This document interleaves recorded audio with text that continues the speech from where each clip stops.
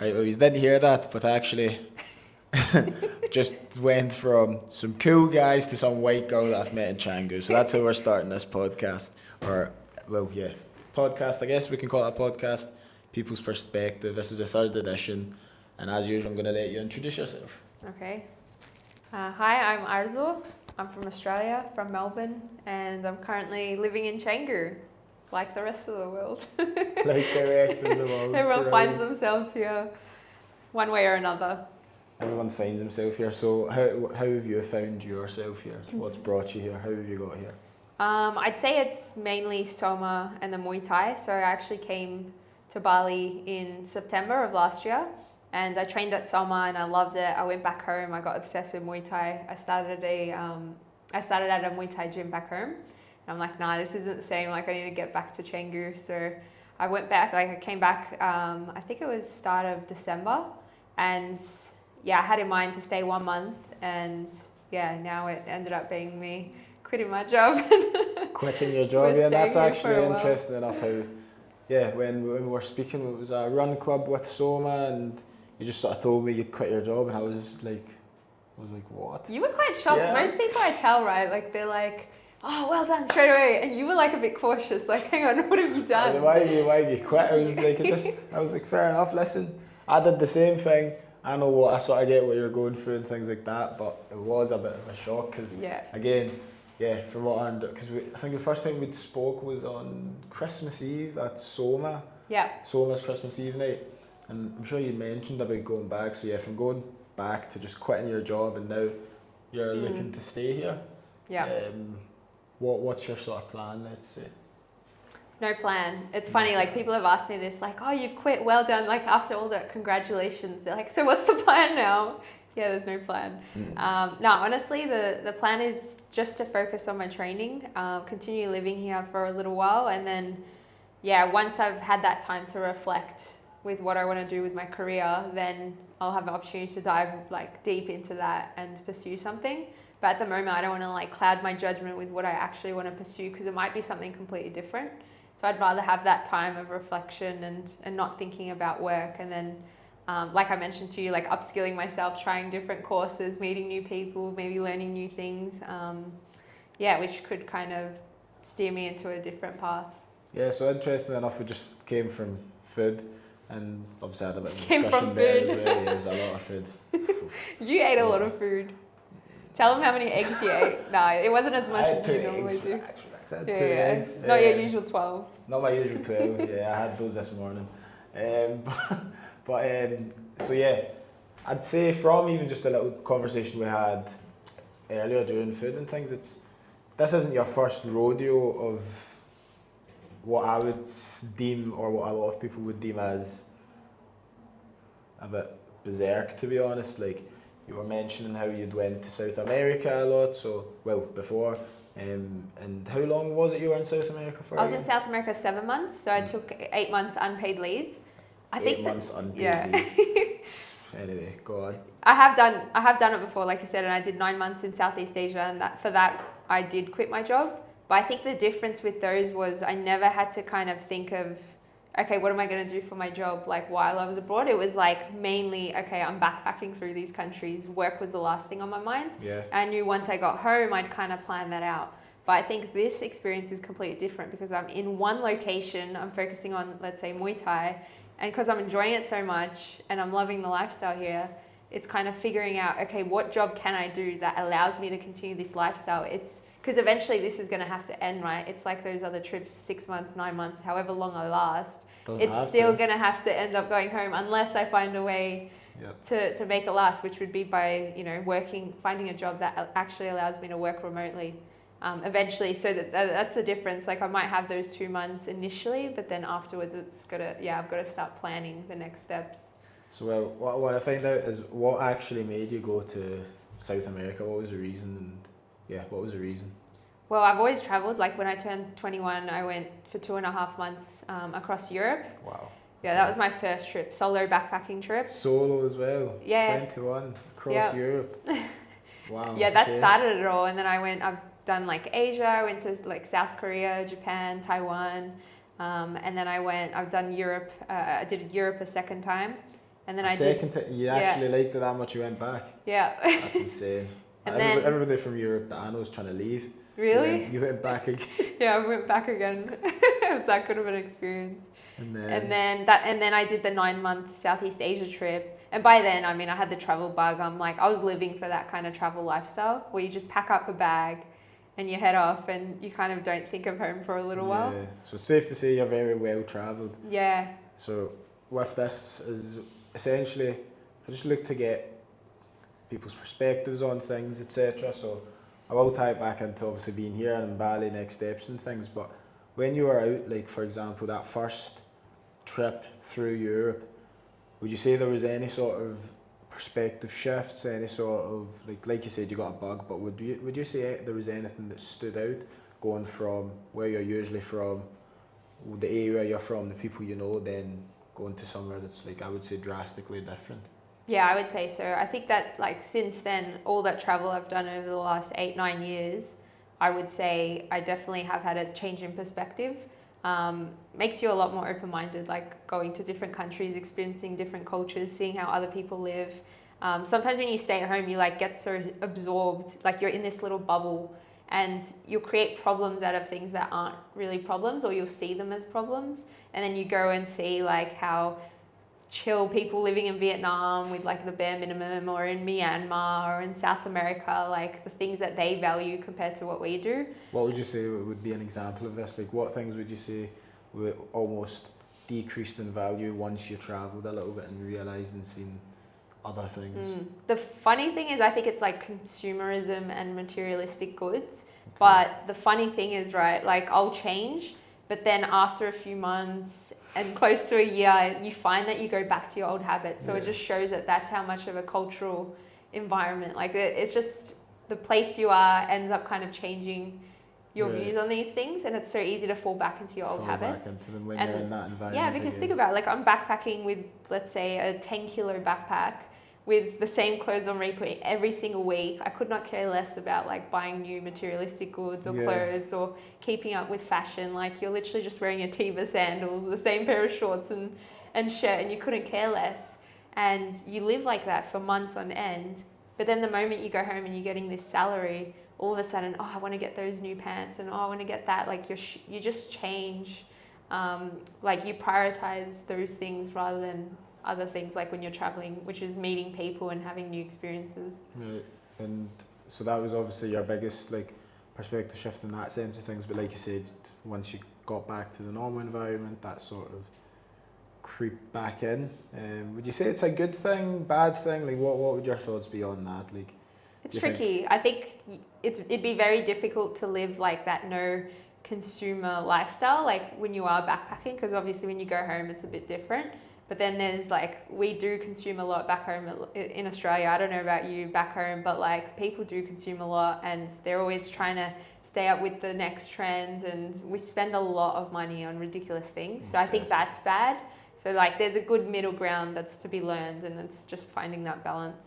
Would you say that even when travelling to the likes of South America, do you think there's any sort of, because I'd say, I don't know what you think, but I'd say that like from my experience, I've definitely not travelled as much as you have. I'd say that people tend to be very similar in a lot of things they do. Would you say that there's something that maybe people in South America or people in Europe, well obviously Europe's a bit probably similar to where you're from, but people in South America, like you were mentioning, even Asia and things, would you say there's maybe certain things that they indulge in on that same level that may be like comparable to what you were saying in terms of consumerism? Do you think they have their own vice? Potentially. Like for example, when I'm in Argentina or Brazil, I notice they value going out more and eating together and going out to social events or dances, clubs, like salsa events, or out on the street and partying. But I don't know if it's comparable. But I did find that they're more likely to go out and eat and enjoy life, enjoy each other's company. Whereas at home, sometimes like we're not going out, but then we're wasting our money on clothes and things. And maybe they're not wasting their money on those things, but they are on these social gatherings and alcohol and bringing people together to party and celebrate. Right. It's very interesting. And out of those, so in South America when you were there, out of those, what was like your, let's say, even your favourite country out of those? It's tough. Like, I got asked this question a lot, and I always just try to like pick out my favorite things about each country and like why. So I think they all have like different things to offer. Like I was saying, in Colombia, I did salsa classes there. That was really cool. The nightlife, like obviously they have a lot of like beautiful landscapes for hiking, beaches as well. But for me, like that experience was amazing. So if anyone's watching this and you're interested in salsa, go down to Cali in Colombia and yeah, check out their salsa classes because one thing you were saying, obviously a lot of the time Colombia, like maybe it might just be a me thing, but it's associated with a lot of violence or whatever. But you were saying, of course, there, it's actually extremely safe. Yeah, look, I'd say like you still have to be cautious and have your street, you know, like in the streets you got to be wise and kind of be smart. You don't pull your phone out everywhere. So I'd say the majority of times you heard of crime, it was generally like phone muggings, but it was never at a like where someone was actually in danger. I'd say like they're very sneaky in the way they do it. Potentially they don't even pull anything on you. Like it's just, hey, give me your phone, and they just give off that sense of crime and you know you should fear me, so then people just do it. But generally, like I would say that it's super safe to travel Colombia. Like the news definitely portrays it as a lot worse than it is. Yeah, you never heard of people like actually getting hurt or stabbed or killed or something. Particularly Medellin, like that place used to be somewhere you couldn't travel, whereas now it really is safe. They do, like you can go to Comuna 13, no, was it called Comuna 13? I think so. And they pretty much like show you around, they do tours and they show you these places that people didn't used to be able to explore because it was too dangerous. So in terms of like, Colombia, I think that it has a lot to offer, particularly the nightlife. I was saying Ecuador, Galapagos Islands, like for scuba diving, that was phenomenal. Peru for hiking, Bolivia, they got the salt flats, you could do a hike there too. I did a 6,000 meter peak actually in Peru. You really like hiking, don't you? I got into hiking on this trip. Like I was never into hiking, and yeah, that was the first time I really got into hiking. Fair enough. And it changed me. Like it changed my whole. I don't know. Like you would experience. So like you would think that you already knew what your hobbies were and things, right? And then you go on a trip like this and you experience hiking, and now, you know, I go, wow, I think I'm a hiker. Like I try to really enjoy it. Do some hiking back home now, so it can like shift your hobbies and experiences. It's really cool. It's really cool. And throughout that time, so I think you went to, was it Machu Picchu or something? Machu Picchu. Machu Picchu, and what was that like? Because I've heard of it loosely mentioned in certain places sometimes. Like what actually is there and what is it? Well, it's one of those, what do they call it, 7 wonders of the world. Right. So a lot of history there and like questions, how did the Incas, like, or was it pre-Inca times, but how did they build it? Yeah. And yeah, it's like these massive stones that they carried up there and built it. And yeah, it's a protected UNESCO site. So a lot of people will go there and see it. And I think the beauty of seeing it for me was doing the 4-day hike to get there. Like, because every day you're hiking and you're like looking forward to the end point, which is Machu Picchu. It feels like that's the reward. But a lot of tourists will literally fly into Peru, into Lima, fly into Cusco airport, take a bus, end up at Machu Picchu, like within 1 or 2 days, tick that off, and then literally leave the country. Right. And I think that's no way to experience it. No, you don't think so? No, I don't think so. You think that it was definitely more like even rewarding? Rewarding, and to think about, especially considering that you said they carried stones all the way to the top, or like even being able to be like, how did they manage to get that all the way up? Like so many questions about it. It's a beautiful place. You can see photos online of how big it is, but it's another thing to actually be there and see it. And before you went there, I really want what was the driving factor for you to go there? Again, it was because I had that travel bug. It was like, okay, what's the next place? What's the next place? So that's always what's just what's next. Just another place. Yeah, and then I generally just do like really rough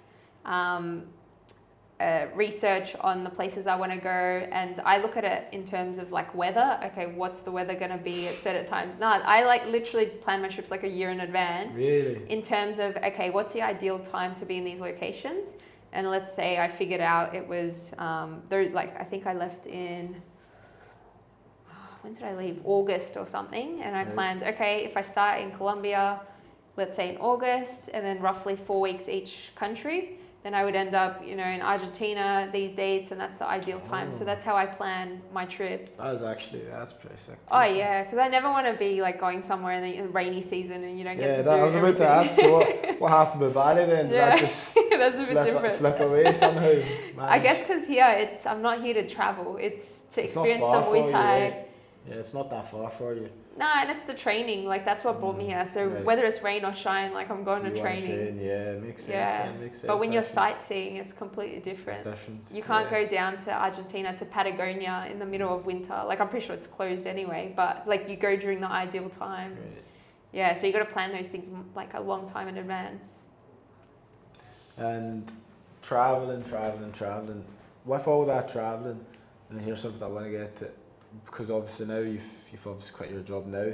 How, like, when you were traveling before while working, did it ever cross your mind to sort of leave your job and just do something for yourself? Or would you say that sort of really hit you now? That's a good question. I'd say that, all right, so I finished university, I got into my first real job.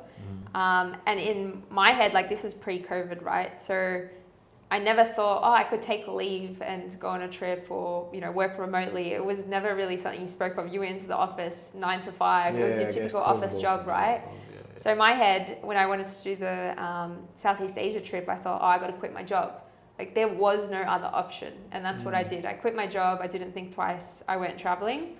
And then I actually only returned home because of the pandemic. Wow. So it was like February of 2020. And I was actually looking at doing like English teaching jobs in Vietnam, which is completely different to my career choice. And I thought, anything to like stay overseas. Because I was running out of funds, I'd been traveling for 9 months, and I'm like, how do I make this work? So maybe that was the first way of me going, no, I need to like stay here. What can I do? And I was happy to pursue something I'd never been interested in, take a significant pay cut, like in terms of if I went back home and got a job, obviously it would have paid better. And I was willing to do that, but then the pandemic happened and I had to return home. And then that's when I got my other job. And I had worked, like we had crazy lockdowns in Melbourne. So I worked for like 3 years and barely got to travel. And then I thought, no, I need to do South America. And that was always on my mind. And I've never been one to just go for like a 4-week trip or a 6-week trip. Like I genuinely wanted to see the whole of South America, like tick it up. So it sounded like it for sure. Well, what? I said it sounds like it for sure for that long. Nah, because I was never like, I'll just go to Colombia and tick off one country for 4 weeks. It was, I got to do it all. And that was always my style. And that's why, like I said, I plan it a year in advance because I'm like, okay, what are the funds I need? What months am I going to go for? How am I going to do it? And then this was the first time I thought, okay, rather than quitting my job because I enjoyed my job, how about I ask for unpaid leave? And they ended up saying yes. So I went on this trip, unpaid leave, and did it. And again, it wasn't something on my mind where it was, how could I travel and work overseas or do it another way? Like I was happy with that. Yeah. It was kind of like the next step to, quitting the job, but then it was like, hey, let's just push it a little and try unpaid leave. Yeah. And on that trip, I met so many people doing remote work and making it work there. Maybe that had a little shift in my mind as well. Like after having worked from home and seeing that you can work from home, just having a laptop, like there's no difference to being in the office. And then meeting people that were actually making it work from other countries, like traveling the world and still working. And then potentially coming home, like that kind of made me realize like, okay, that's pretty cool. But I didn't really think, okay, what are the steps I'm going to do to make this happen?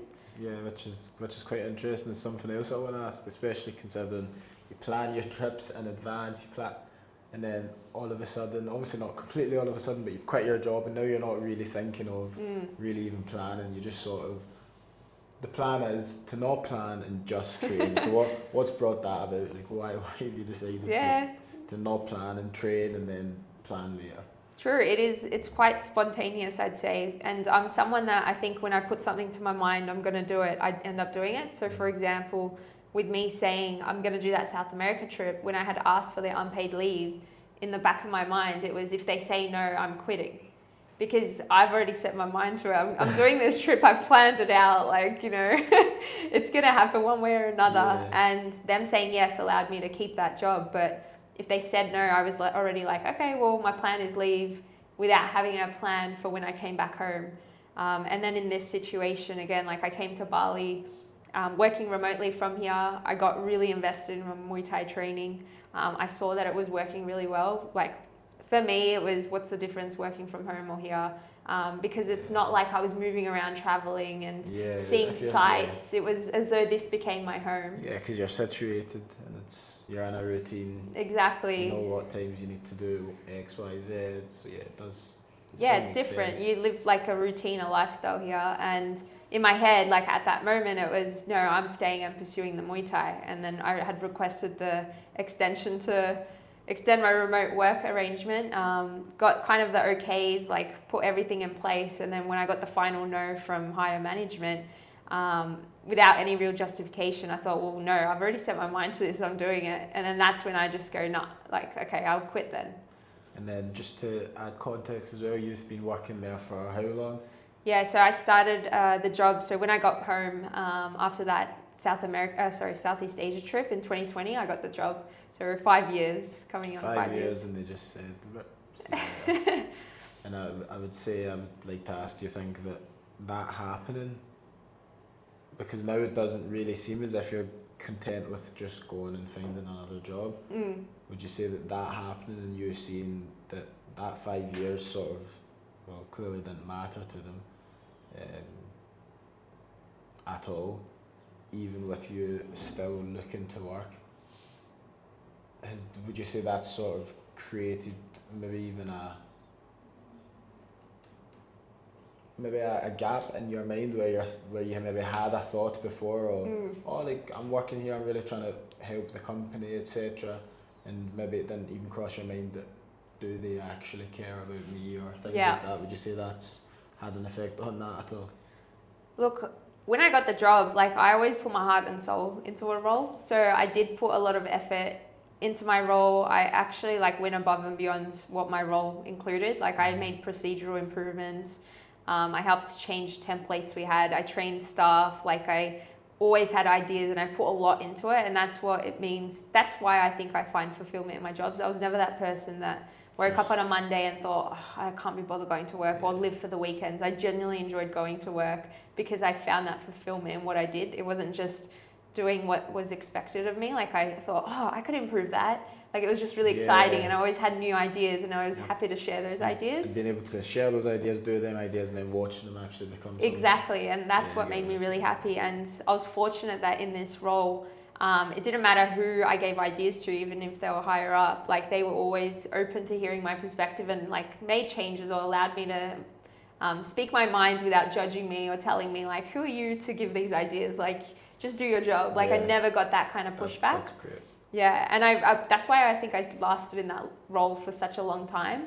And I put in all that effort, and I would say like genuinely my team leader and everyone in the team was great. Unfortunately, like the decision was made at a higher level from people that don't know me. The person, like the two people, I think they've only like the manager was only in her role for a week or so.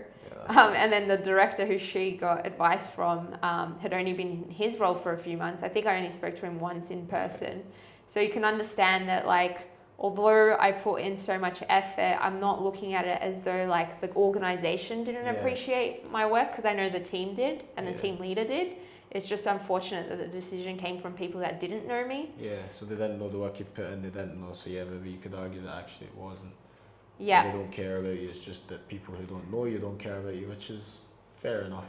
Yeah, what I would have expected would be like if they had gone and chatted to people that did know me and understood, because in my emails I made it very clear, like, look, like I've made this decision, I do want to stay. Like there was a lot of things around that, around the decision and how late they got back to me, and I had already extended all my accommodation, my travel insurance, my flights, my visa. Like these things take time, you can't do it on the last day.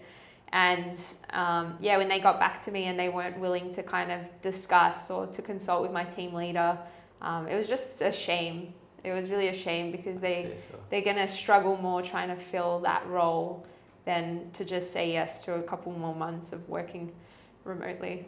But now, take that into consideration. What do you think that's now opened up for you? So like I would say being in that role, like I was growing a lot, but I felt like there was more opportunities for me out there, and sometimes like you don't pursue them because you think, oh, I get paid well, like I'm comfortable. Yeah. I'm fine, like I feel that fulfillment, you know. So it never really, and I always thought like, oh, I could always work for myself and, you know, as a consultant on an hourly basis, like that was always a thought, but I never thought to like actually quit go and while try. at home, like to just for no reason just say I quit and then to pursue that. Whereas sometimes you need that push, and sometimes it needs to come from like, you know, them refusing something or you feeling not happy, so then you can actually quit and close that chapter and then pursue the thing that's always kind of been there. It's not like it was never there and now I'm like scrambling, what do I do? Like there was always something there, it's just you were afraid or too comfortable to kind of pursue it, and I think that's what's happened. You maybe just didn't have enough information or knowledge on like, okay, how could this actually work? Like, yeah, you'd seen it, yeah, you see that people do it, but again, like you didn't really have the how did people do that, how, like, what are they actually doing, how does it work? So it's probably a lot more easier for you to just go back to what you know and just continually, like, because you get fulfillment from your job, you get fulfillment from traveling, of course, and you can sort of have both with no real stress. However, now you're in a position where you can really actually take that passion that you have and put it into something for yourself. And like, obviously you can see that you've started obviously on social media, etc., and YouTube and things, and even before, like when you were traveling before, a couple YouTube videos and things too. Would you say that that's probably one of the things that's now at the forefront of your mind, maybe? At the moment, yes. I'm not seeing it as, okay, I'm going to make this work, this is going to be my income stream. Now why not? That's a good question. Why not? I mean, it could be, right? Like, I think sometimes we question, like, could I do it? And then it's that fear of, like, am I really going to 100% commit, thinking, like, this could be the outcome? So right now, my thought process is, I have time. Yes. Like, I have no excuse not to edit videos. Like, I've always captured, like, I've had a GoPro since GoPro, I don't know what, like GoPro 3 or something. I've been capturing content for a long time, and that just sat there in my like hard drives, and I did nothing with them. And then eventually I'm like, why am I capturing all these moments and they're just sitting there, right? And then in South America I got more into it, and then coming here I have my GoPro and I've been videoing my Muay Thai, and I'm like, no, now's the time. I need to like do something with this footage. And I have no excuse now. I don't have a 9 to 5 where I'm sitting there. If anything, I have all this time in the day. Like, I'm training in the mornings and evenings, but I've got a few hours in the day where I can put time into editing the videos. And I thought, okay, well, I'll give it a couple months of not thinking of work, like the work I was doing at home, and just putting some more time and effort into this and see what comes of it. And then, I can think things through after that time. So after that time, I guess this will be a hypothetical, which I don't really... Yeah, I guess this will be a hypothetical. Get to the end of the extension that you've given yourself. Would you say that extension time is also tied to finances, or do you think you could outlast that extension? Yeah, I could definitely outlast it. I just didn't want to become... Like, I mean, it might not even be 2 months. It was kind of a deadline I gave to myself. Like, okay, let's just revisit this. I mean, if anything, I could revisit every 2 weeks. Like, okay, what are you doing? Like, this week I felt really, like, slack. I didn't get a lot done. I mean, I was sticking to my everyday uploads, and I think I skipped 2 days. So it's a matter of, like, reflecting on that and going, okay, could you do better next week? So I think it's that consistent improvement. And then after that, like, okay, are we going to pursue this a little bit more? Like, figure out how to change things and then do it for a few more months. And then after that, maybe look at finding an actual job. But I do have the funds to kind of keep me going, I think, for a few more months. So then the question would be, if you do get to the, like, when you have already extended it to, and maybe you're seeing progress, but just not to a level where you could maybe justify doing it full time just yet, and maybe let's say for example you had two options on the table now. You've got a very, very good and lucrative job opportunity and a YouTube or content creation or social media presence that's maybe half baked. What do you think you would do? And I'm talking an opportunity that maybe is like a 1 in a million opportunity, as in terms of a job, and then obviously a YouTube that isn't really 1 in a million. Well, I don't think an opportunity like that is just going to come knocking. Yeah, I guess not. Yeah, I don't think so. And the thing that I was thinking about, if I do pursue like what I did back home, which is what I graduated on, and if I do it for myself and offer my work on an hourly basis, obviously I do it in a way where I can work remotely, flexibly, like continue living here if I wanted to, or move around. Right. So I think that if I did do that, I'd still have the time to do the content creation, because I'm potentially reducing my hours, let's say to 20 hours per week, Right. still making a good income, and then having that time to do content creation if I wanted to. Like now that I've gotten the ball rolling with content creation, I don't see it stopping. Yeah. Because like I said, I've been videoing on my GoPro since that first trip to Europe in 2016. That's a long time, and I know that it's something I'm very passionate about, and I enjoy sharing stories and particularly inspiring people. Like I think that's my biggest thing. I'm not passionate about the video editing and making it look amazing or whatever. I guess that comes with time, or maybe it's just not going to be the style that I have. But for me, it's genuinely just inspiring people and showing them what I do with my life, and it doesn't always have to be the same path that other people pursue. Without a doubt. Well, I said without a doubt.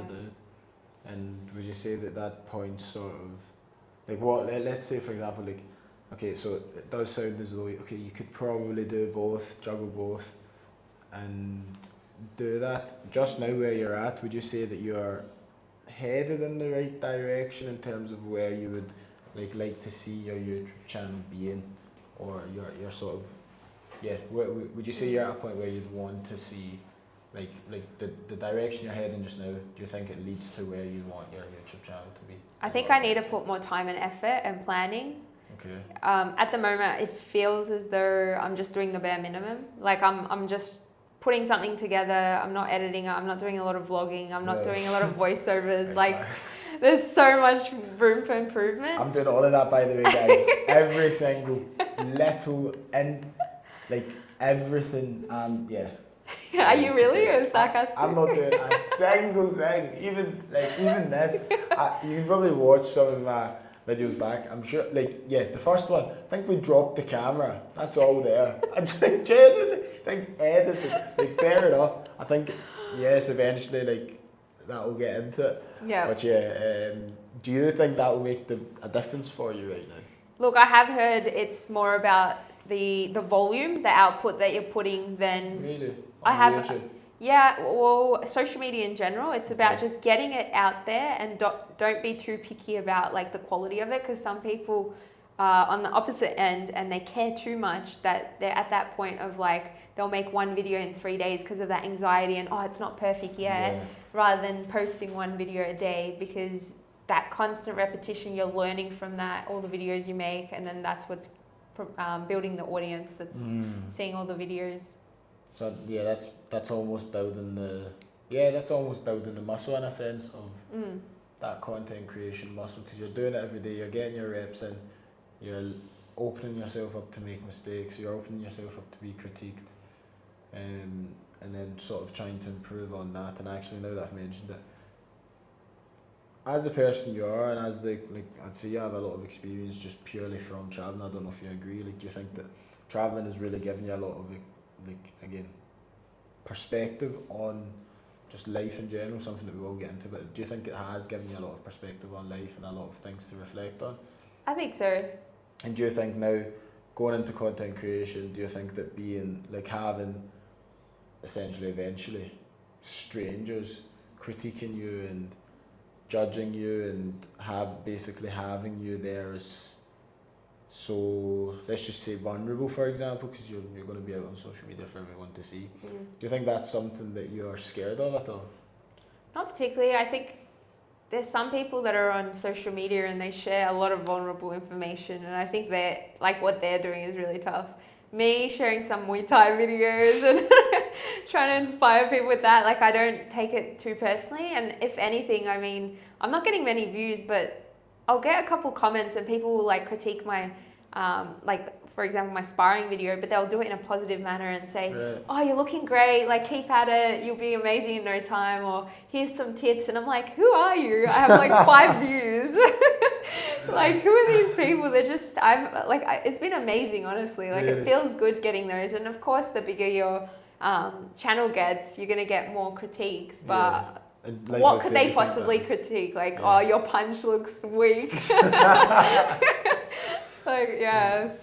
Fair enough. And if the time comes, you know, I got ChatGPT I can talk to, like, hey, talk me through this. How do I make How do sure I these do it videos, properly? these comments don't affect me? How do I make sure the comments don't affect me? Yeah.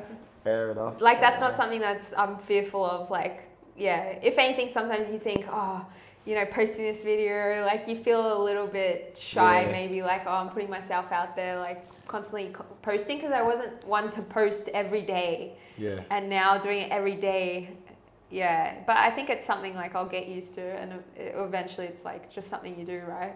And would you say that you actually enjoy it? Yeah, I do. Yeah. Yeah. Do you feel like it's something that, because obviously you did do it before, but do you think, like, do you ever have that thought of, oh, I wish I'd done it sooner? Not really, because I can't change the past. I'm doing it now, and that's what matters, right? I like that answer. I really do. And now, so questions that I want to ask is, with your travelling, what are like the most, let's even say, profound experiences or realizations, perspective shifts outside of obviously what you've already mentioned? Like, what have been things that have really shaken maybe your reality, so to speak? In terms of experiences? Yeah, just travelling. Because for me, and it might be different for yourself, but for me, I'd say travelling almost forced me to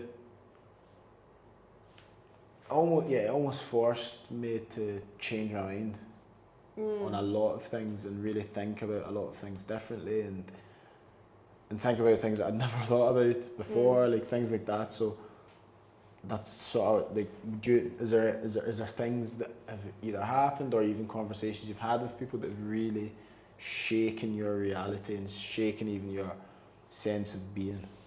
I think for me, it's just been little things, little conversations, little experiences, and I think in the long run, they do have a profound impact on your life direction or your views. And I think people that are well-traveled, particularly like this backpacker style where you're staying in hostels and you're meeting people, like not the, oh, I went and stayed in a hotel room, 5-star hotel, and, you know, saw the top 5 places that you're meant to see in that country and then went home. I don't see that as traveling. Like, that's like ticking off a couple.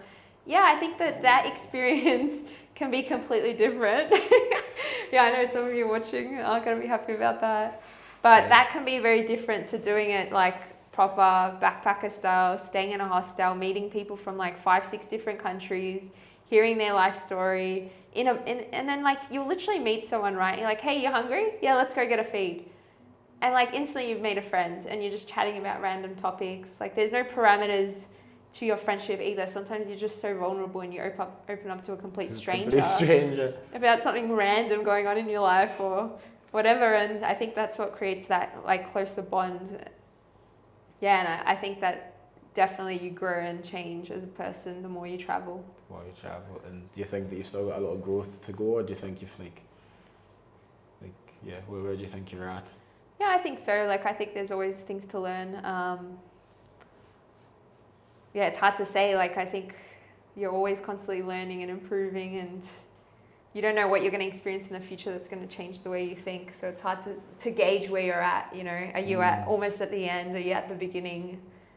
And growth-wise from that first trip to now, yeah, how much do you think, like how much have you changed? Would you say, like, do you think that, because obviously I'd say that the people that know you the best tend to be like your parents and things. How would they say, like if you were to ask them, if you ever have, how do you think they look at you in terms of when you first went on your first trip to Europe to now having been South America for 9 months?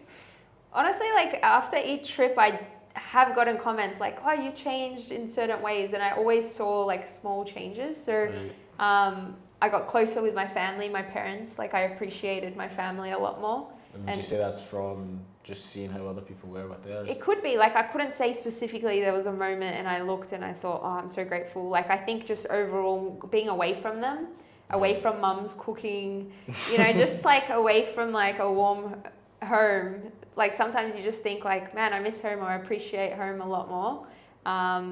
Little things like that, or like being away in Southeast Asia for 9 months, I did not cook once, like maybe 1 or 2 times. And then I found this passion for cooking when I got home. I'm like, I need to learn how to cook. Like I missed like a nice home cooked meal. I think it's actually, I don't know what's more interesting, the fact that that's happened. You went from not cooking at all to now having a passion for cooking, or the fact that like you know these things have changed, but you can't really identify what exactly caused it. And you maybe think, okay, maybe it was because of that. But going from not cooking at all to just suddenly wanting to cook, I think that's so... Alright, maybe this might... I have a theory. What's a theory? It might be that like I was in Thailand eating $1 pad thai and like, you know, $1 banh mi in Vietnam, and then I went back home.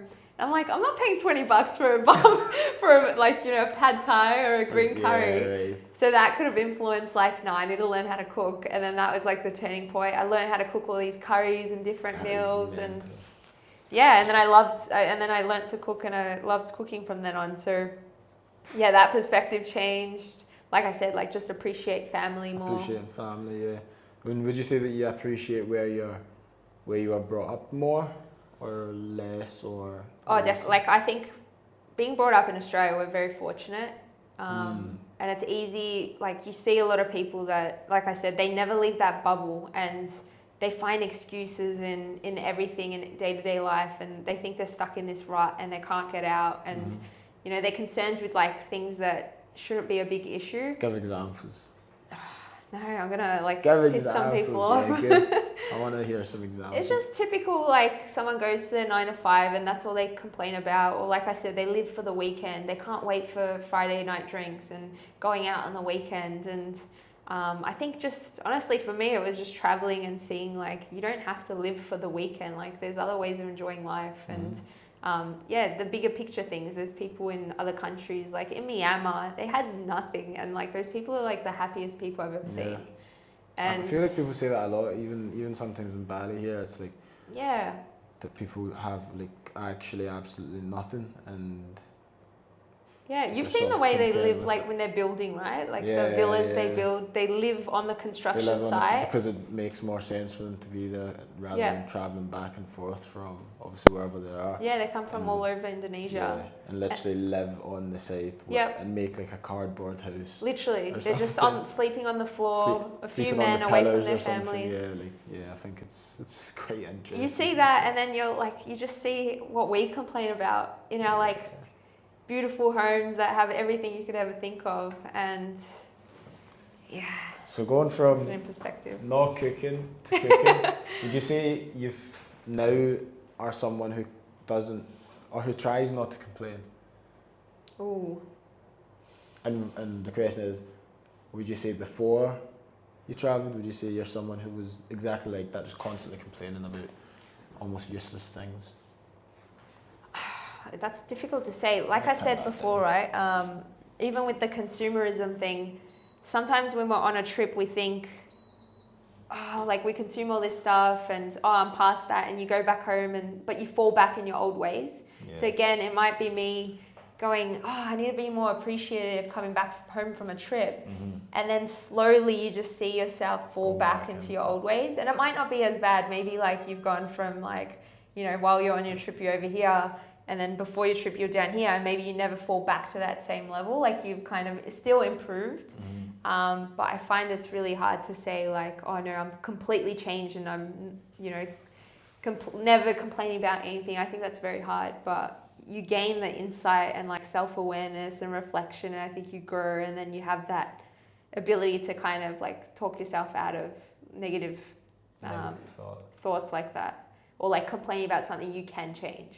Right, and have you found that So like you said, a lot of people do complain about being in their situations or their jobs and things, and you're like, yeah, it's something that you can change. Do you find that you do that often, where if you do complain about something, you always look for a solution? I'd say so. And Yeah. you say so what like how would you say you react when you maybe can't find a solution or don't find a solution? Well, for example, with my workplace saying no to extending my remote work, my solution was to quit. I wasn't going to fly back home and complain to everyone, oh my God, I can't believe like they did this. I can't believe that. Like I controlled the outcome and said, okay, they're not going to approve it. I'm taking it into my own hands and I'm making a decision that's best for me. I'm not going to go home and complain about it. So I think... who's that going to help? Yeah, exactly. So that's me, you know, making that decision on my own. And I think if I'm able to do that in such a massive situation like that, like this is someone's job, right? A career, like a lot of people would be afraid to do that. So I think if I'm able to do it in such a big situation like that, I should be able to do it in really small situations. And do you think that's consistent with, because that, for me anyway, like even when it comes to, so to speak, like ideas or thoughts I have, like you just said, if you're able to do something in that big situation, you can do it in small.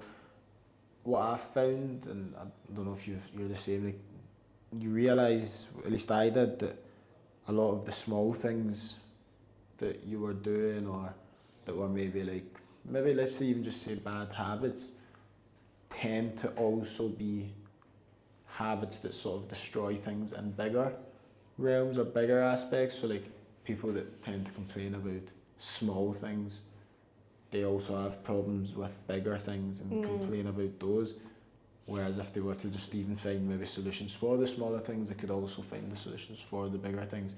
Is that something that you'd say that you've realised that a lot of things in terms of, I don't even know really how I would explain it, but how like a lot of things that if you look at them in a big way, you can also sort of minimise it down to a small thing and it'd be the same in comparison. I'm not sure if I'm really articulating it properly, but it sort of makes sense in my head. I don't know, does that make sense to you? It was making sense, and then I kind of forgot what you said. So basically I was saying, if you're complaining about small things, tends to affect big things. If you're like... I think so. So like hypothetically, let's just say someone that's complaining about, I don't know, they're really unhealthy and they're overweight, and then they're complaining about that. Do you think that person and that mindset, someone that could, you know, put in parameters to make sure that they can be healthy and fit and lose weight, do you think that they have the mindset to be able to apply that in other parts of their life? Probably not. So I think if you're complaining about your being overweight and you can't do anything about it, I don't think you're in a healthy relationship working with your partner trying to fix your issues, because if you have the parameters to fix that, then you should be able to kind of fix other issues in your life. Right. Yeah, exactly. I'll agree with that. And actually, now that you've said that as well, would you say that people should, because I think a lot of the times what people do as well is try and take like big jumps and try and like solve their big issues. Do you think it makes more sense for them to just solve like all their little small like neggy little issues rather than trying to solve the big ones? Yeah, it could be, I guess. Like for example, if you have a big issue, and you have a load of small issues as well, how would you usually even go about sort of addressing things and solving issues that you have? Yeah, okay. Because obviously this job is a big thing. Yeah. Do you know what I mean? So yeah. Like how would you go about that? I mean, I think someone like, it's very hard to just go to quitting your job. Like I think that there's a certain mindset I have with everything like these small things already. So that's what I was saying. So what do you think those small things are that sort of brought you to a point where you were able to do that on such a big scale? Yeah, I know. Like such a big scale. Like that even though I didn't know the ins and outs of your job, but when you're like, oh, I quit my job, I was like, you did what? I was like, yep, brilliant, right, go on. But yeah, what would you think? What do you think it is that allowed you to have the confidence to do that? Because I'll tell you after, but I think it takes a lot to leave a job. Yeah. Like really do think it takes a lot of effort to leave a job. It's true. it's like, I don't know, I just have that mindset of if I want to do something, I'm doing it. And I don't really think of the repercussions of what comes after. Like when I had quit my job initially back in 2019 to do the Southeast Asia trip, I didn't think, oh, when I go home, what am I going to do? How am I going to find another job? Like it just wasn't something I thought of. It's like, this is what I want to do in the moment, and I'm going to do it. So potentially I apply that in my day-to-day life as well. Like, hey, I feel like trying a boxing class. Oh, let me ask a friend if they're keen to try it with me. No. Okay, well, I'm not going to let a friend that's unwilling to try a boxing class determine whether I try this sport out. So I'm just going to go and do it. So potentially that's that small example. I think that's spot on there. I think that's probably, I'd say that's spot on. And it's probably, if you look at the opposite of someone like me, right, they're probably in those small situations asking someone, hey, do you want to, I don't know, go grab a feed somewhere, and they say no. They're too afraid to go and do the thing that they want to do. And then if you're living in that fear for really small things like going and getting food, I don't think they have that mindset to be able to quit a job. To be able to quit a job. Yeah, so I think, so exactly. Hit the nail on his head there. I'd say that's I think that was a very good example actually as well. That just sort of shows like the small little things do have an effect on a big time, and even with the quitting the job thing. Interesting enough, when I quit mine, and I didn't tell you, so I used to work on aircraft. Used to fix aircraft and things, and it sounds great, right? It sounds, and it's not like it is actually good fun. Like I did enjoy it, and obviously leaving it was a big decision for one and a tough one. However, I almost put myself in because for you sort of quit, but I'd say you sort of left that door open in a sense. Whereas for me, I went closing all the doors, making sure that I couldn't get back in at all. Otherwise, I thought like maybe I didn't have the same willpower as yourself. You can leave the doors open and just not go back through them. You can just sort of still pursue what you want. But I was in a position where I was pretty much making sure that every single soul, from the cleaners to the head of management to the middle management, all knew that I was leaving after the summer and they would never see my face again, which was an insane thing to do because, again, I had no idea if what I was going to do was going to work, how it was going to work. Do you know what I mean? So maybe that's what caused the reaction from me to you, because I just had a flashback to when I left, thinking, damn, she's about to go through it. Yeah. But okay. obviously you're not. Like I'd say you're in a very comfortable position, to be honest, to really grow and focus. And actually, funnily enough, when I did that, obviously my mum and things really wanted me to not quit. However, again, I would say I was the same as you. I sort of like if I say something, made up your mind. Do it. Yeah. Like, once I say it, chances are I'm going to do Yeah. it. Like there's really no two ways about it. The chances are I'm going to do it. And I was sat there, and it was like a lot of family members around, and she just turned around, and this is what I was saying. I think your parents know you the best. So I wanted to know if they were able to, maybe if they've even said to you and identified things that you've changed, but we'll get to that in a second. But my mum literally turned around and goes, you know, I know the exact reason he doesn't want to go back to his job. And didn't even look at me, turned around to everybody else and goes, he's told everyone in that workplace that he's not coming back. And I was just sat there, no, like how do you even know this? I was sat there, I was like, was she watching or something? That I was waltzing up and down, screaming to everybody, I'm not coming back, I'm not coming back. Unbelievable. So saying that, is there anything that even your parents have ever said to you that you've then went back and realised, oh damn, I used to be like that. This is what I'm like now. Like before travelling and after travelling. I'd say, like, again, it's that appreciation for my family. And is it my one still green? No, everything's fine. I thought it flipped again. I'd say it's that, like, people did notice, like, oh, I seem to, like, appreciate time with my family a lot more. And after those trips, I, like, went on some trips with my parents. So, like, we went to Europe together. We went to Tasmania. We went to New Zealand. Oh, like a 2-week trip. And this is me in my adult life, right? Like, most people stop traveling with their parents, like, once you're like 18, you're like, what? I'm not going anywhere with my parents. I can travel on my own. Whereas for me, it was like, I want to travel with my parents. I want them to see what I saw, and I want to have this time together. to experience these things together before it's too late. Yes, I love that, because even you just speaking about that there has made me think more as well, because I'd say that I want to also sort of travel with my mum and even my dad, like my family, like I do want to travel with them all. Yeah.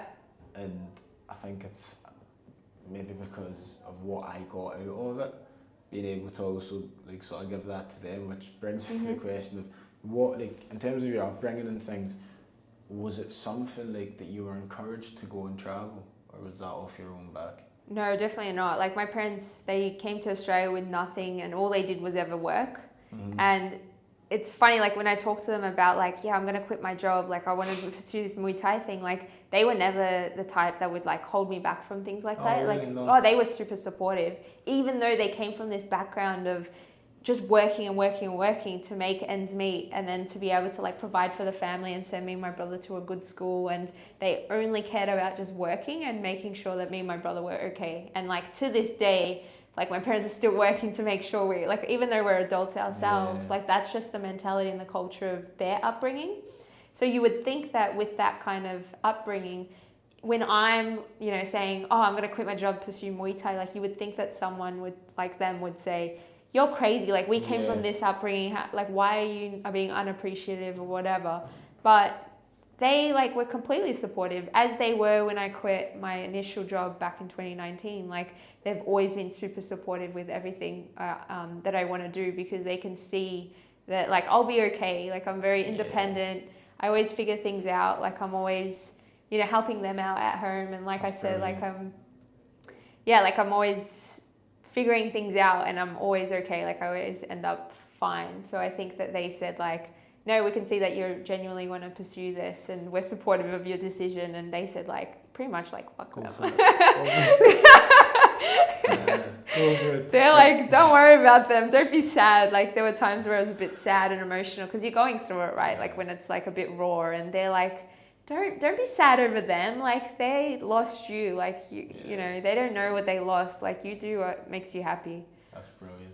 Yeah. And where was it they came, like went to Australia from? So my mum's from Turkey and my dad's from Cyprus. Right. Yeah. And then they met in Australia. What made them choose Australia?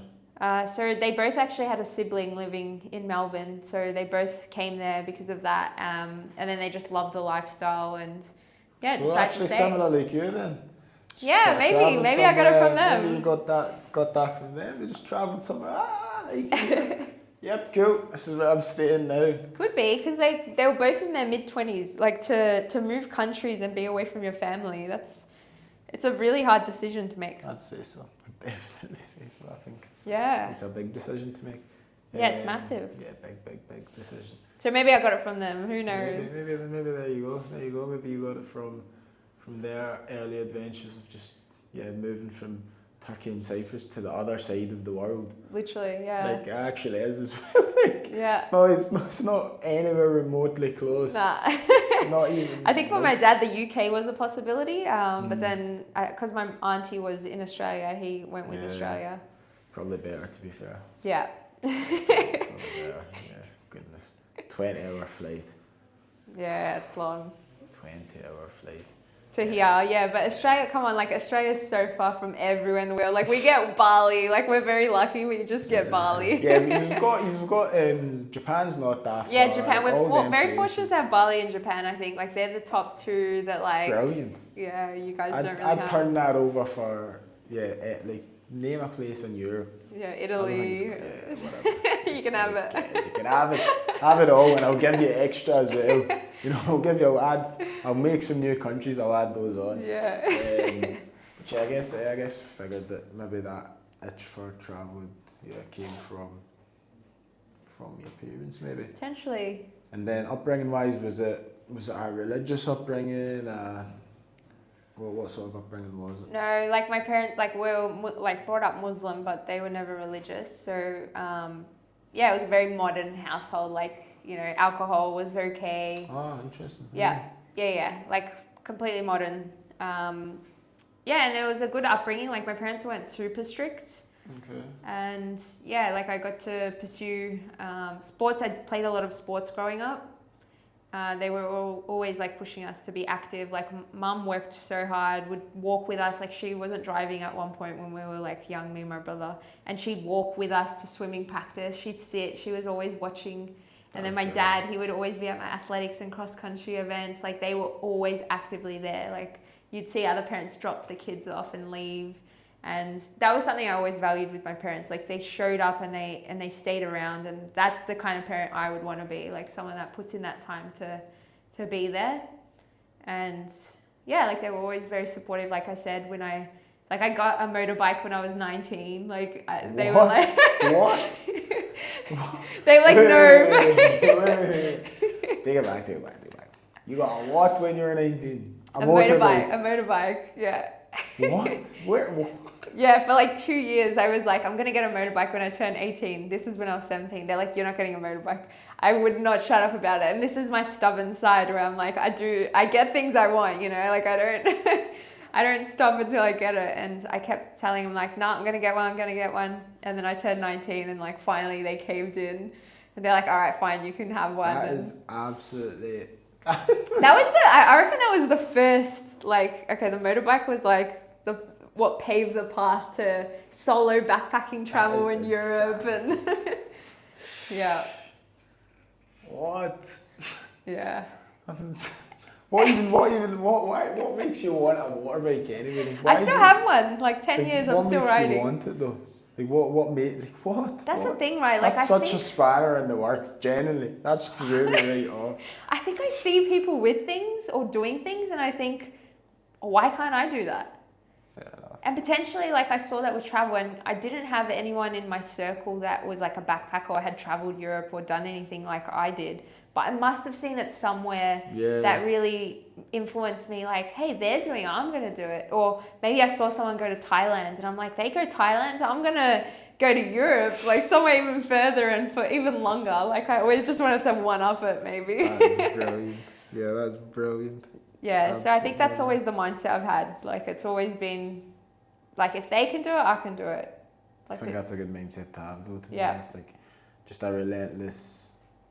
a completely relentless mindset of, yeah, again, I guess it's just a matter of like whatever you put your mind to, you can do it. Like I hate the whole victim mentality and people kind of like just always complaining about where they're at and it's because of this person, because of that person. Like I get it. Like some people are born into this world disadvantaged and, you know, they have a lot of troubles and yeah, like it's not always a clear path but I think that there's nothing you can do about the disadvantages that you have and your upbringing. Like you can't change that. But you can change like what you do from here on to change your path in life. Would you say you've ever been someone to blame others or, yeah? Oh, of course. Like in general, like I think we always love to blame others. Like even just with me quitting my job and like them not approving my remote work, like it was so easy to say they did this, they did that, and live in that negativity of, you know, what they did. Because even that was sort of my reaction.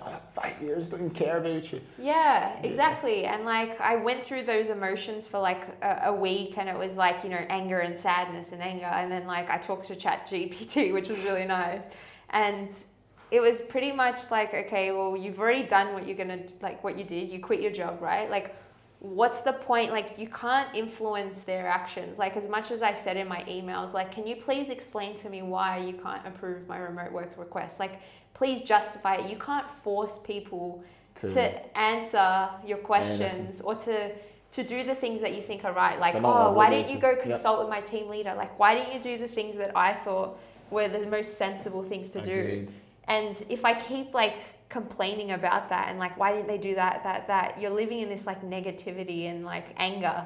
Agreed. Rather than going, okay, they didn't do that, like let it go. What are you going to do about it? Yeah, that's because you won't actually gain anything. No, you don't get anything from it. Like and whether you send 1 email or 20 emails. Exactly. You probably just continually get ignored. Yeah. Do you know what I mean? Exactly. So that's pretty. And I'm still learning, like, you know, there's situations I get in arguments with like a friend or like I'm disappointed in the way that they acted in a certain situation. And I'm always like, yeah, but like this is my view, like why didn't you do this? And then like I'm still learning, like you can't force people to apologize or to see it from your perspective. The only thing you can do is explain how it made you feel, and then they can take that and like either learn from it, apologize, or like try to change or not. But at the end of the day, you did what you needed to do, which is communicate how you felt about it. And talking about that, because actually that's why I was even asking about religion. Like I was trying to see what sort of, where your head was at in terms of that aspect of things. Is that something that you even consider? Obviously you grew up, like you said, it was a little bit lax in things, Yeah. but did you ever have any teachings of Islam or anything? No, not really. Like I said, it was really relaxed. I think my parents were just brought up in a way where even their parents weren't religious. Okay. So it was always like a community thing where like it's a cultural thing, like you're born Muslim. It was just, you didn't question it, right? You don't question. And they didn't practice it and follow it. So it was just something like you're born into. Mm-hmm. And then I'd say like, yeah, in my early teens or like early 20s, I kind of question like, why do I say I'm Muslim but I don't like actually practice it and align with it? I haven't read the Quran. And then I thought, oh, I'm going to give it a go. Like I'm going to read it and just kind of see what it's about and stuff. And I genuinely like, I tried, like I read a little bit of it and I just didn't align with, I don't know, it didn't align with me. Like I couldn't really resonate with it. What would you say didn't align? I don't know if I should get this political with it. I don't think it's, well, yeah, I understand. I get what you're saying, but in terms of like, because I'd say with books like that, I think there's definitely, like I'm sure you can agree that you can get value out of almost anything. You can. But like when I'm saying like what did you not agree, like maybe not agree with, but what did you not align with?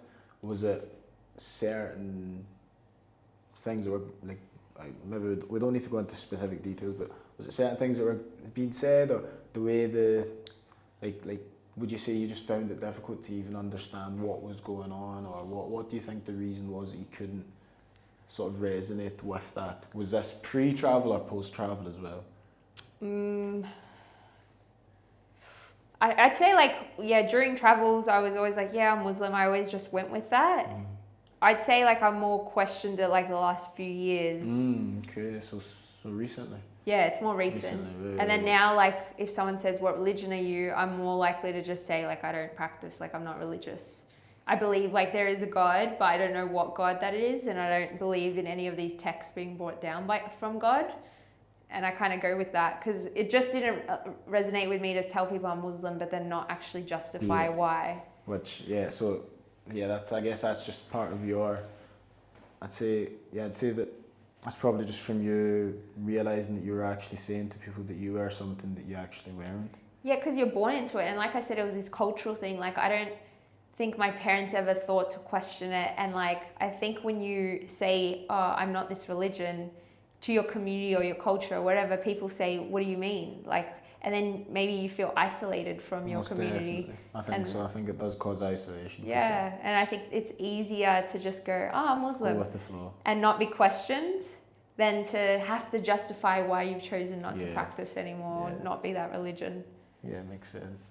So is that something that you go into at all now? Like, is that something that you give much thought outside of obviously trying to read the Quran, etc.? Is that like, I'd say you believe in God, like where's your mindset just in terms of God and the way the world works and things? Where would you say that is at? Well, I think most people, well, at least my understanding has been that most people think that, are you all good? Yeah, all good. I was just checking the battery. Like some people think that God actually has powers and is influencing day-to-day life, and they think, oh, why is there so much illness and bad in the world and whatever? But I think potentially like the God that created us or this world or whatever, it's just, they have nothing to do with us. Like it kind of just happened, I don't know, through time. Like he's not there looking over us and influencing every decision and what's happening. Like I'm seeing it as a way bigger picture. Whereas I find those books, it's like, oh yeah, I sent this prophet down and he did this, and the world was created in this manner and whatever. And I think that, yeah, I don't quite like believe in those stories.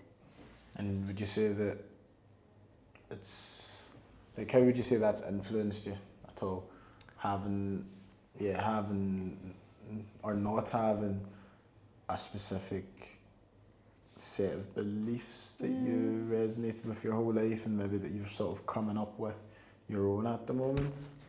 I don't think it has. Like my dad always brought us up, and he also always said, be a good person, and that's all that matters. So, you know, we'd look at people, like people would tell us, you're not Muslim, you don't fast, or you're not Muslim, you don't do this. And like I'd come home and tell him this when I was younger, and he'd say like, who cares what other people think? Like, be a good person, and that's all that matters. And that was always kind of the teaching that they told us, right? So I still think I have good values and belief systems, and you know, I live life in a manner where like I try and uphold those values the same way a religious person would. Would you say it's the same way as a religious person would, or would you even say it goes far? Because I might be arrogant or egotistical in saying this, but I'd say that the values that I hold and I have, mainly because, again, because I grew up Muslim in a more strict manner than yourself.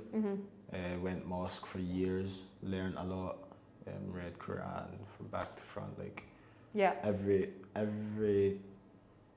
pretty much every day I was going mosque after school. So like, just to give you a quick breakdown, it'd be school, finishes at 3, then 3 I'd maybe have like an after school activity from 3 till 4, and then from 4 till 5 I'd make my way to mosque, and then from 5 to 7 I'd have mosque.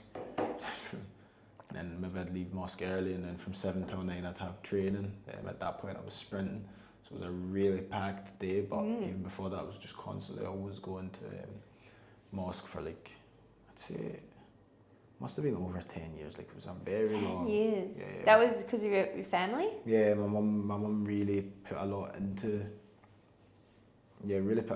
it. Eventually my sister stopped going, eventually my brother stopped going, other obligations I guess. Yeah. And I was obviously like the youngest, so I was still continually going. And then again, eventually I just started to think more about it, have my own sort of thoughts about it, learn other things. And what I would say is that because, like you sort of loosely said it, like, it's a book that, okay, we can say it was given and like brought down, etc. Prophet brought it. However, these are things that have now been given to you, and you're now to just follow them.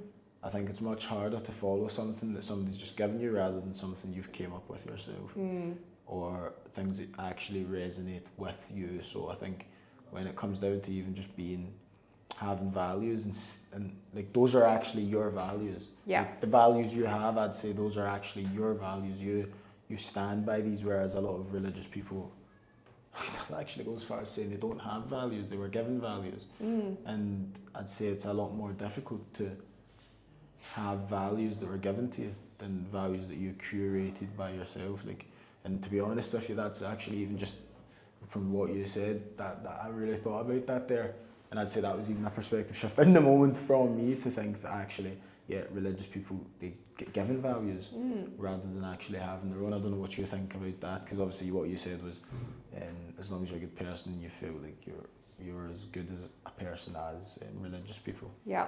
No, I never thought of it in that perspective. I like completely agree with you, and I do think that's interesting because, yeah, when it's your own values, like you've thought about these hard and you try and uphold them because they mean a lot to you. Whereas in the other, they've given it to you, and that's why sometimes we find that religious people sometimes are worse than us. Like, they commit fraud and robbery, and they're awful people, yet they think that they're better people because they go and pray 5 times a day, or they fast, and then they look down on me just because I might have drank alcohol or I didn't pray 5 times a day. And for them it's a competition of, yeah, but I'm doing all these things, but then it's like, well, I'm just being a good person at a neutral rate, whereas you're like doing bad things, but then you're going doing really good things in your eyes to balance it. I'd rather just stay in that balanced zone on my own than, you know, like kind of go up and down. And yeah, it's just funny, like they can't even uphold these values that, yeah, like you said, and I wouldn't expect them to, really, because it's not their values. Like it's not their values, and I think that's an important thing as well. And I'd say that you are probably very similar. Like, I think it comes with an accountability thing as well. Once you say to yourself that you are this way, or you're thinking that way, you almost hold yourself to that. Like, you really it's your identity. Like, you've created your own identity. You've not been given an identity. You've actually created your own identity. And it's probably going to be even difficult for someone to take that away from you. Obviously, some people get the identity of Muslim or get that, and they do resonate with it, and they really become that. But I think it's definitely a lot.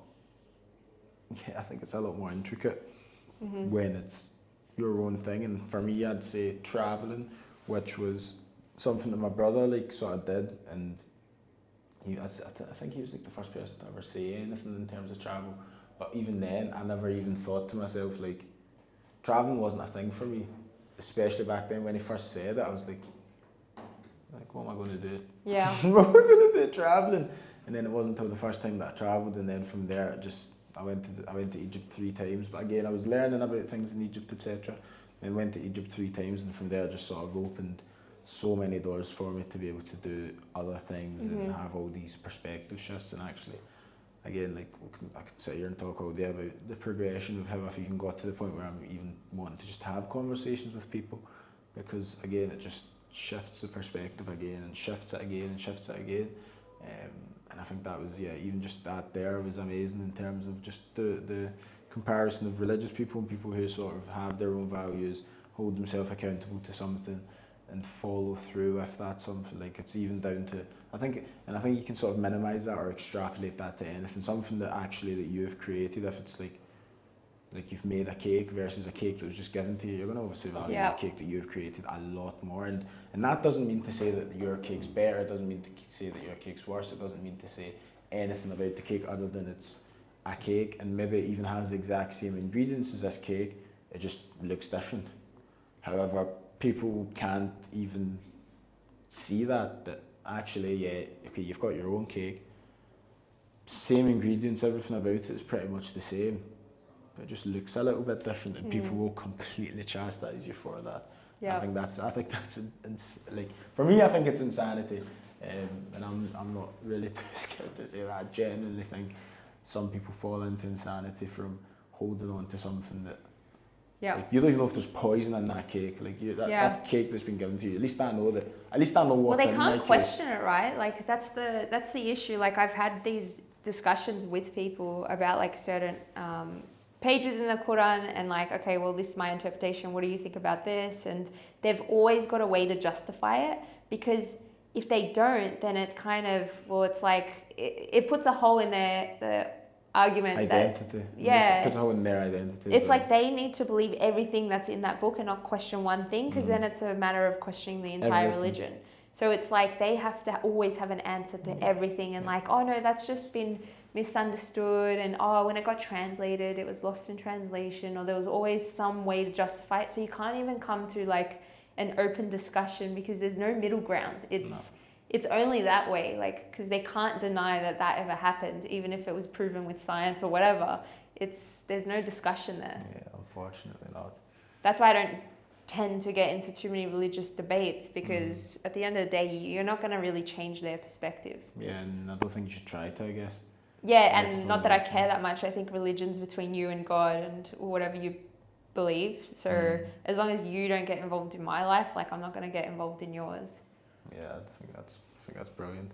And then, so I guess that, you'd say just now you sort of, build up your own ideals, your own thoughts and habits, your own sort of belief system, so to speak. And would you say that it's serving you?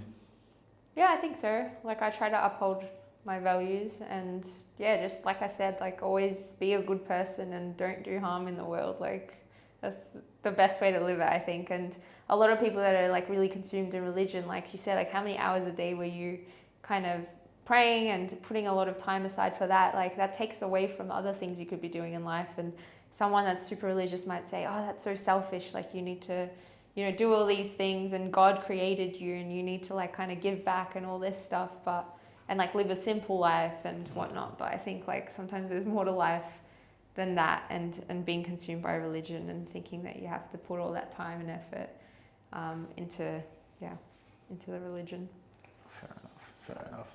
Now, I'd say the questions, I do obviously have lots of questions, but I think we've got, 7 minutes according to 7 minutes already. I told you, like, sometimes you think, how are we going to talk for that long? And could talk for hours. Yeah, literally. So well, I think it's 7 minutes. Yeah, you said 11, right? We've got Yeah. it to roughly 11. Yeah, that's fine. So one of the main questions, actually, I'll probably try. I'll think of another one because I've got one that I want to ask at the end. That's what I ask all the time now. I'd say I'm just going to consistently ask that one at the end. But so let me ask, in terms of from as far back as you can remember till now, what would you say is like the most valuable experiences, perspective shifts, or what's the most valuable lessons or whatever like that you've learned just over the years of just being you? Valuable lesson. Let's think. And it can be a lesson that was gut wrenching and hard and destroyed you, or it can be one that really like made you happy or whatever. Like it can be anything. Yeah.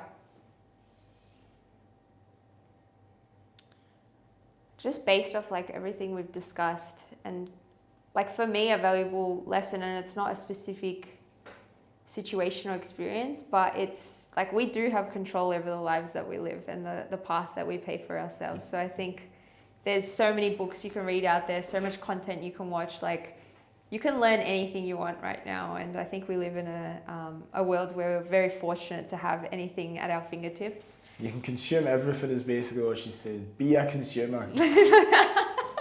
All the books, get them all, be a consumer.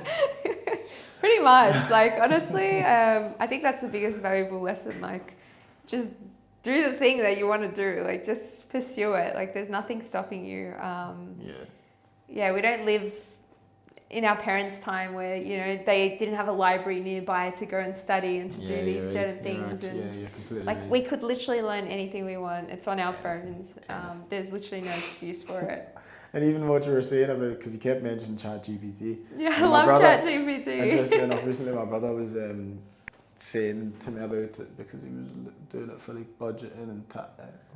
I think more budgeting and just having that financial plan, which I think last year coming into this year I really realised how important having a plan is. I think it's something that people put off a lot, and even to the level that you planned out South America. Mm-hmm.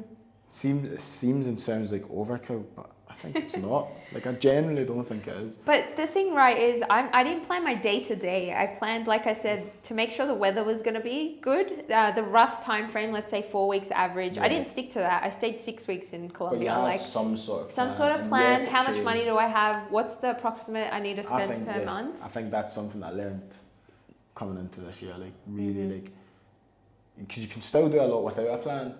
But then when you don't have a plan, it's like you sort of just dip back down to something, and then it's like, oh damn.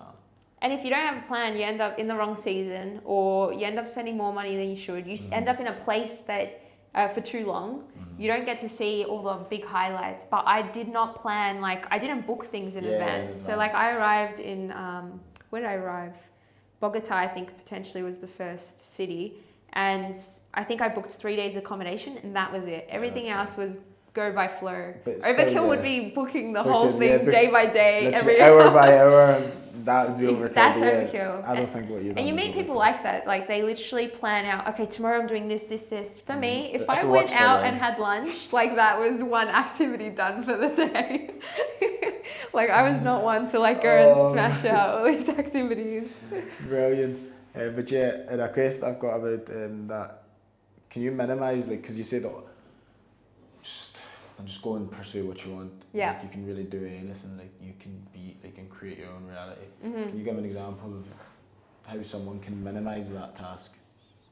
To minimise it? Yeah, minimise it. Like what do you mean? So for example, obviously just now we've been speaking about you leaving your job, and so like just an example on a very small scale of you like taking the steps.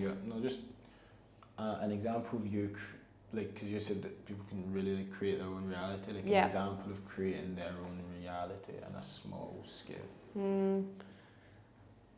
Well, again, I think like I could go back to the example I gave with someone that's overweight and they think, oh, there's nothing I can do about it. Like it's small steps. Like, like I said, you've got all the content there. Like there's so many people out there that are teaching you how you can do it and habits you can implement day to day.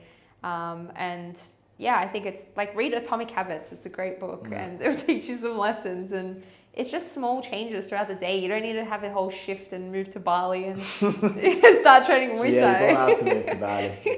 Listen. No, it's just little things and like little goals in life. Like I think people just put in their mind like, okay, I need to lose 20 kilos and get 6-pack abs before summer, and they give themselves 6 months. Definitely. And then before they know it, 6 weeks out and they haven't done shit all. No. Why? Because that's too grand of a scale to think. Like you need to think of small wins. Like, okay, what am I going to do today? Okay, I'm going to like up my protein and, drink a certain amount of water, and then tick that box and you're all good, And then over time, then you see the changes. But if you try and look that far in the future, like it's, you procrastinate and it's overwhelming, and then you end up binging on food that night because it's too much to think about.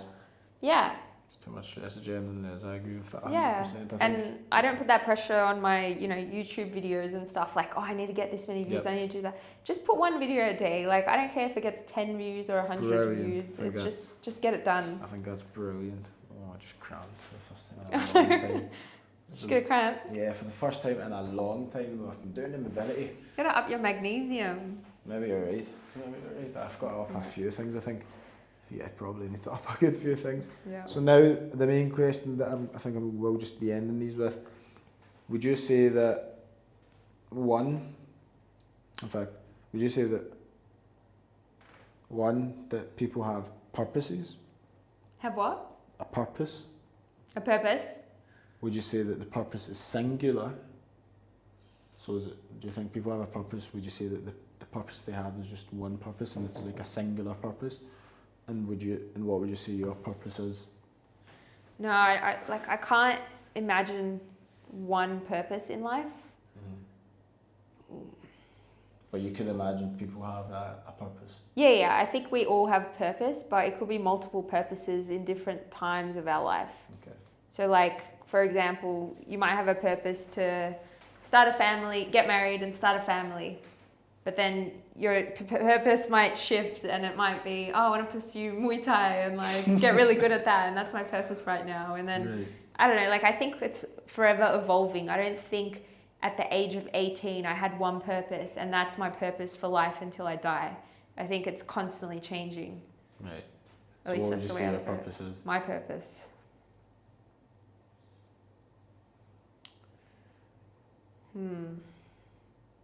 It's a tough one. Have I found my purpose? It's a really hard question. Like I know people throw it out like it's nothing and it's, oh, my purpose is to do X, Y, Z, but I think it's actually a really tricky question to answer. Yeah. And right now, like what's aligning with me is, again, like just pursuing something that resonates with me at this time, which is to continue living here and pursuing Muay Thai. But you might ask me in 6 months or a year's time, what's your purpose? And it might be a completely different answer. And I think that even extrapolates minimize whatever, down into what you were saying earlier.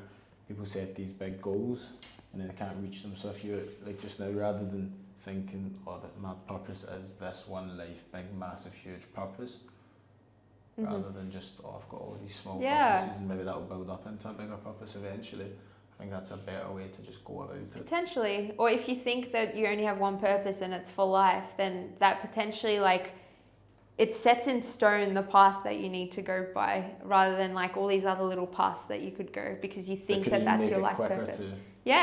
Or to a better purpose that you thought was not even possible. Yeah, definitely. I think I agree with that too. I think that's brilliant. And then I think that's what most people sort of even said, like it's not a singular purpose, and you have multiple purposes. And I think it just ties into everything of just doing something. Yeah, have something in mind, right? Like don't just live day by day and survive. Like have goals and ambitions and work towards something. And when you hit that goal, remember it's not just a singular purpose, it's not just a singular goal. There's a new purpose in it. Yeah. Once you've reached that, hit the new one, because I think a lot of people will set themselves a purpose, fixate on that purpose, hit that purpose. Once they get there, it's like depressed. Where do you go? Yeah. Because you've just spent all that energy into getting there and all that. Yep. Dopamine, endorphins, whatever you've done, a lot of energy went into that. Now you've hit that. and now you don't know where to go. Mm-hmm. And I think that's where a lot of people sort of even go missing in themselves, to be honest. Like Yeah. they don't really, like you think you had a purpose, now you've hit that purpose, where do you go now? Yeah. Or is that life over now?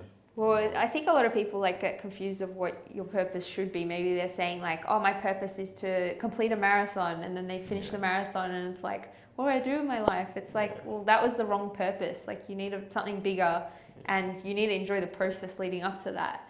Like it can't just be this one win. Mm-hmm. And you always hear about this, like Olympic athletes that, you know, work towards like, oh, I want to make it to the Olympics, I want to win a gold medal. And then from there, it's all downhill because they like literally had this one moment that they were working towards. It's like, enjoy the process, like live 100%. Through it, and then like, you know, have new goals after that, because the Olympic gold is not the highest high. Like there's so much more that can come from that.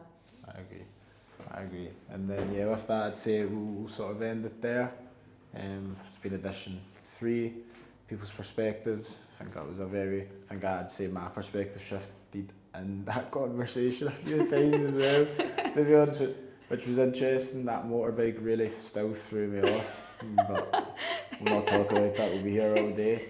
Is there anything that you really want to say or have to say? I really enjoyed that. Like it was really nice just thinking about a lot of the questions you asked, really great questions as well. And I do like what you said about the value system and how some people are handed it and some create their own. So I think there's some reflecting to do on that. Yeah, definitely. I'm going to be in my room like that. Oh, you're going to be able to sleep tonight. What else am I doing wrong in my life? Yeah. Oh, write it down in this naughty list here. Oh God, we're going to be here all day fixing that problem. But yeah, honestly, this has been Arzu. I think this has been a phenomenal conversation. Glad that I had it. Going to keep continuing to have them. Probably even tie back in and have another one. Yeah, definitely. See what the perspective is then. Mm-hmm. But yeah, that's been people's perspectives, and I will see you guys in the next one.